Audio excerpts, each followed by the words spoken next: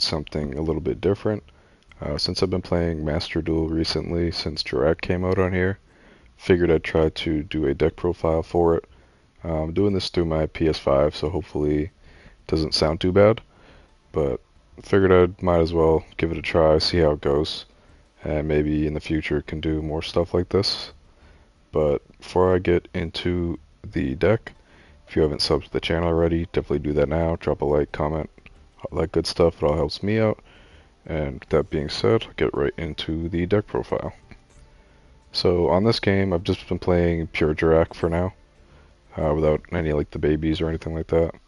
I'm just playing a clean 40, and started off, I'll just do the card by card. I wish you could order these whatever way you want, but you can't, so at least I don't know how to. If you can, let me know for the future. But start off, we have two Aolos. Pretty standard ratio. I don't think you want to play more or less of this. Two Drolls. This is a card that I'm not sure how good it is overall as a hand trap in the format, but you can use this as a counter to Maxi and Fualos because you could just troll yourself. I don't think it's necessarily something that you need to play, but I was getting sick of getting Maxi'd, so I threw two of these in. Then Ryzeal just came out, so it's probably pretty good because of that. Then we got three Megalos, same thing as the Aolo, this is just the ratio that you're always going to play. This card's pretty nice, special itself for free.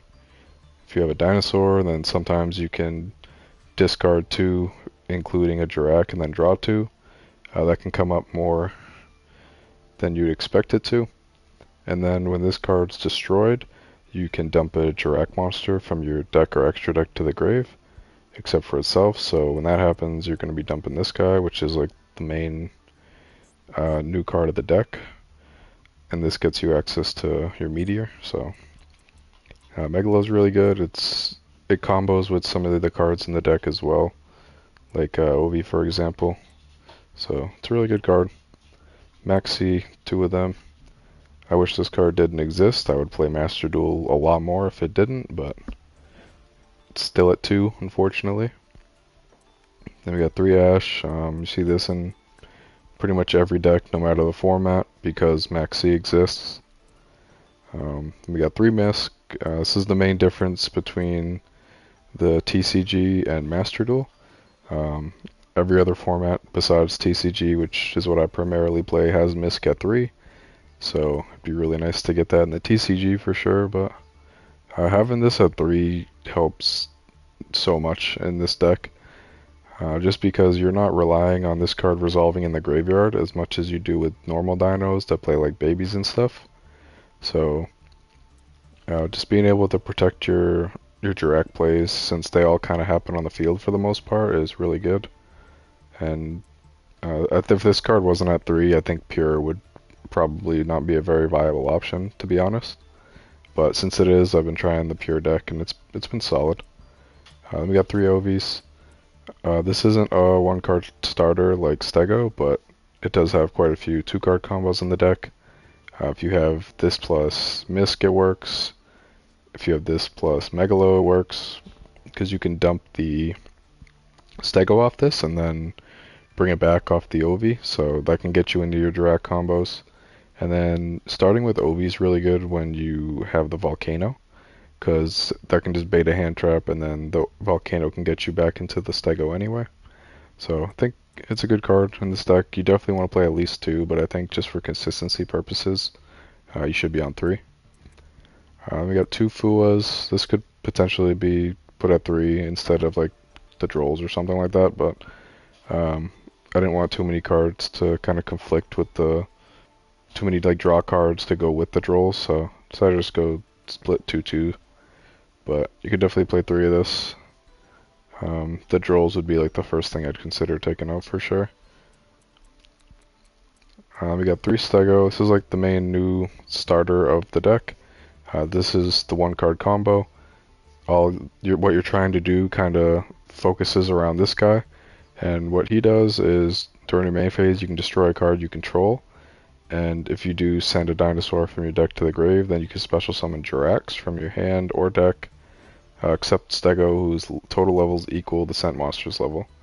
So the main thing you do with this is you either destroy itself if it's the only card you have, or more importantly so, if you have another card that you don't mind getting rid of, you could destroy that, which does increase the ceiling of your combo. Um, and then when you do that, you would dump Misk typically, and then you get to summon 4 level 1s from deck.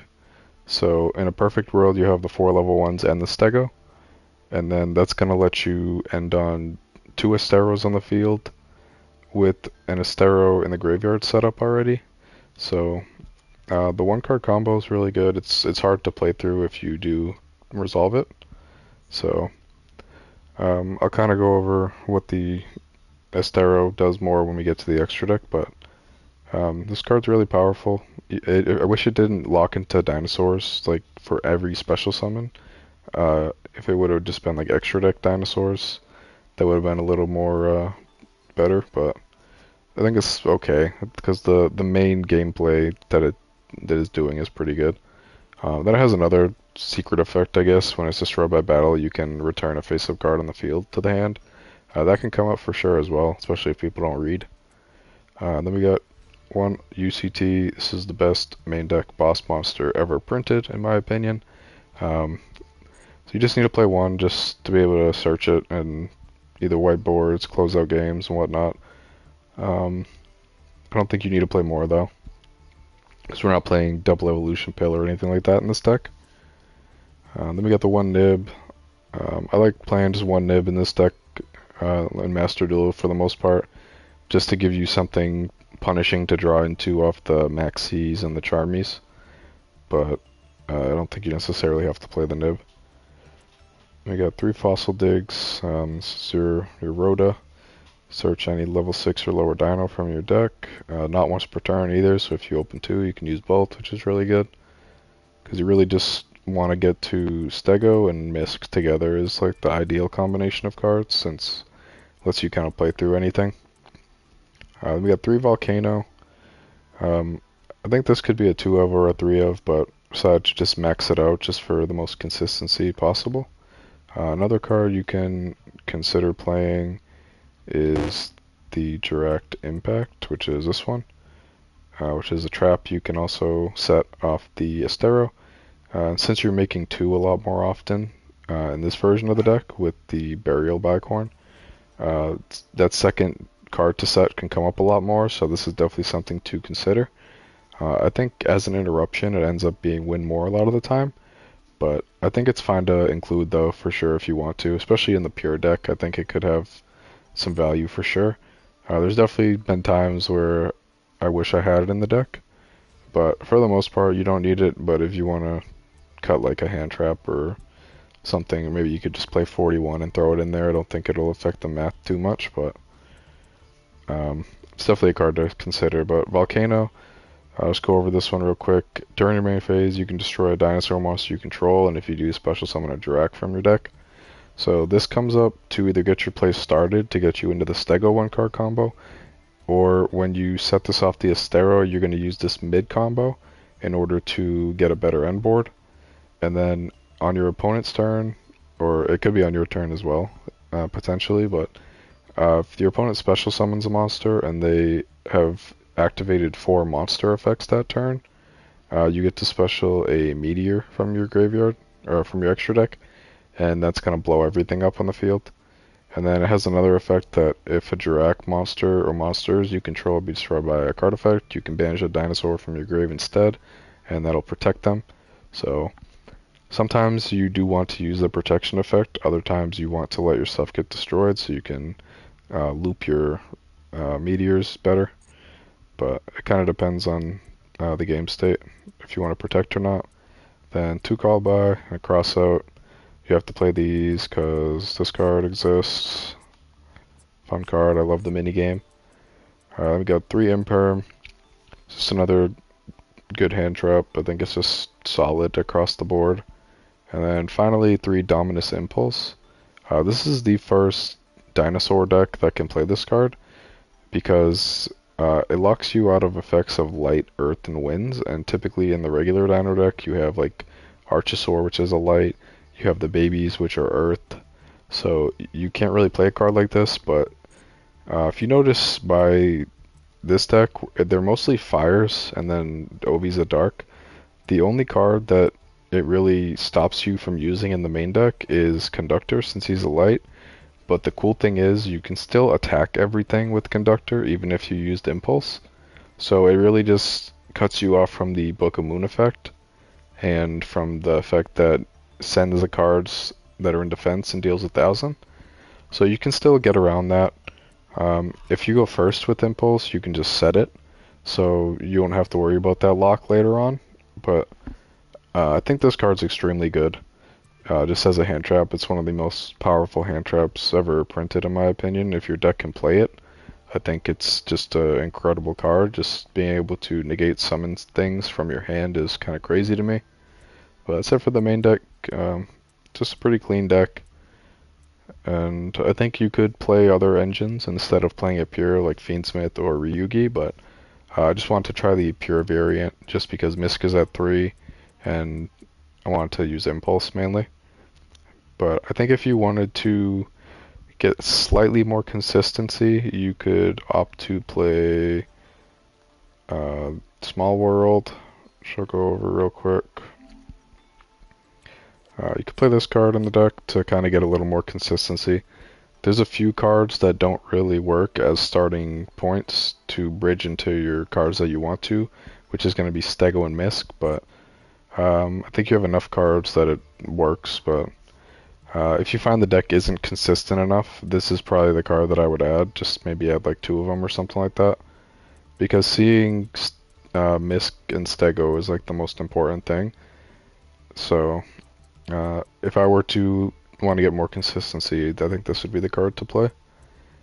But from the games I've played so far, I think it's consistent enough. But there are definitely some times where you just like don't have a good play. So for the extra deck, we got the one Velfido. It's just a level 5 that you use to climb into your 10s. The effect doesn't really matter. Then we got the Horn Brute Carnivorous. This is a card we don't have in the TCG yet, unfortunately, but this card's really good. And pure JURRAC specifically for sure. This card's effect is during the main phase or battle phase, you can quick synchro. So that can come up a lot when you are going for game, which is good. But otherwise, you don't really use it too much. But it's definitely good for OTKing because you could just leave this on the field. And then in the battle phase, you can attack with your stuff, then quick synchro for another 2,500. So it definitely helped OTKing a lot.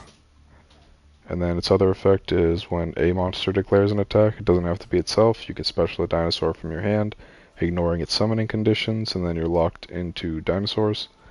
This is cool to help go for game as well. You can summon a conductor from your hand with this too, since it ignores the summoning conditions, which is pretty cool. But yeah, those effects are good. More importantly, it's a synchro level 6 tuner that you can bring back off the Meteor. So this can help you in the grind games to be able to unlock going into synchro 10s. And then being able to bring this back off Oviraptor's effect when you're going through your JURRAC combo helps increase your ceiling. So this is what allows you to get your Estero into rotation easily into the graveyard. And then if you use your Stego and popped a different card on the field, this is the card that allows you to end on 2 Esteros on the field, which is a summon negate, and then you'll have all 3 in rotation for the Meteors, so that's really good. Definitely looking forward to whenever that card comes in the TCG. So now we got JURRAC Meteor. This is like the main focus of the deck, the star of the show.